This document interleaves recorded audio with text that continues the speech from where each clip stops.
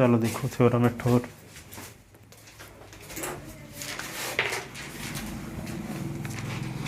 Prove that ring बता रहे थे ना, prove that question ring, fundamental theorem of ring homomorphism कल बताया था। उसके आगे देखो एक थ्योरम है, prove that homomorphic image of homomorphic image of homomorphic image of a commutative ring, commutative ring is A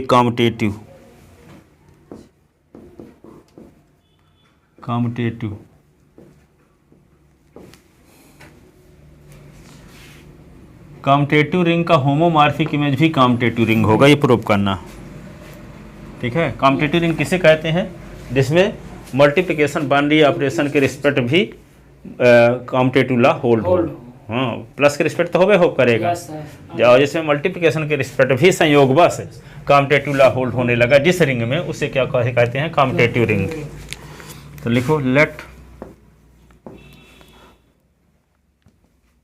F be a homomorphism from commutative ring, be a homomorphism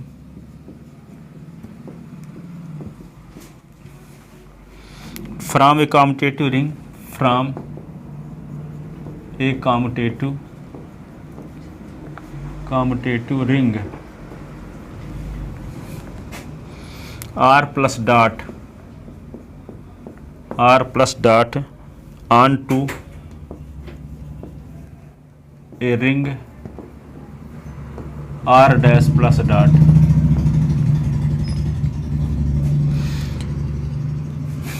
then for each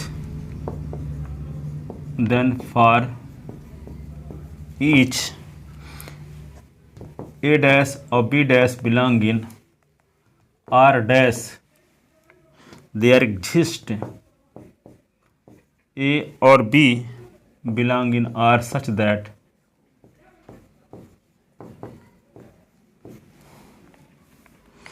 F A is equal to A dash, If B is equal to B dash।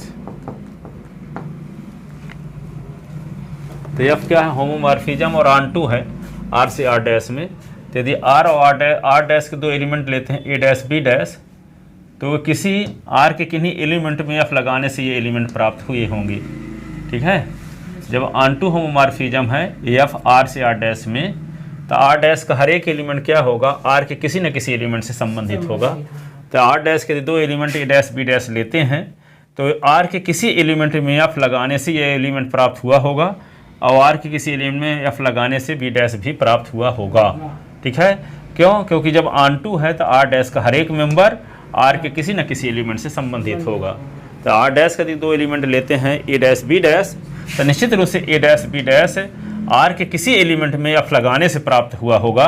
तो मान लेते हैं कि वह element A और B हैं जिसमें F लगाए हैं, तो A डैश B डैश प्राप्त हुए हैं। ठीक है, A डैश B डैश प्राप्त हुए हैं। ठीक है, तो हमको ये R के बारे में आपको पता है कि R क्या है? कम्यूटेटिव रिंग है।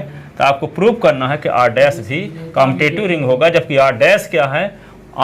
होमोमॉर्फिक इमेज है। किसका? कम्यूटेटिव रिंग का। कम्यूटेटिव रिंग का होमोमॉर्फिक इमेज है। तो कम्यूटेटिव रिंग का होमोमॉर्फिक इमेज है R डैश, तो R डैश भी क्या होगा? कम्यूटेटिव रिंग होगा। ये हमें प्रूव करना है। इसके लिए दिखाना पड़ेगा कि R डैश के दो एलिमेंट A डैश और B डैश के बीच यदि मल्टीप्लिकेशन लगाएं तो उल्टा भी हो जाए, B डैश A डैश भी हो जाए। यदि हम ये दिखाने में कामयाब हो गए, इससे ये साबित हो जाएगा कि R डैश भी क्या है? कम्यूटेटिव रिंग है, कम्यूटेटिव रिंग है। जबकि R के बारे में आपको कन्फर्म पता है कि कम्यूटेटिव है। यदि R कम्यूटेटिव रिंग है तो R डैश भी कम्यूटेटिव रिंग होगा, ये प्रूव करना है।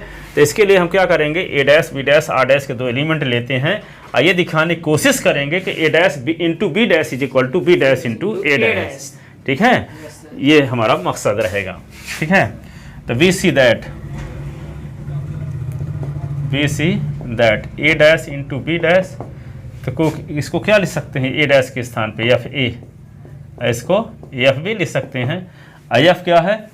होमोमॉर्फिज्म है तो इसको लिख सकते हैं एफ ए बी कि नहीं। Yes sir. F A B को होता है, ए बी के बारे में आपको पता है, आर के बारे में पता है कि कॉम्यूटेटिव रिंग है, तो ए बी को बी ए भी लिखा जा सकता यस है, सर। क्योंकि आर क्या है, commutative ring. R is commutative ring, commutative ring. तो इसको आप क्या लिख सकते हैं, F B into F A, F B into F A. F क्या है, आर से आर डैश में होमोमॉर्फिज्म है, homo ring is a ring homomorphism, homomorphism. ठीक है, तो यहाँ पे क्या लिख दोगे, B dash into A dash. ठीक है, तो A dash into B dash is equal to be dash into A dash. It means R dash is a, it means R dash is a commutative ring, commutative ring. R dash is commutative ring, लिख लो।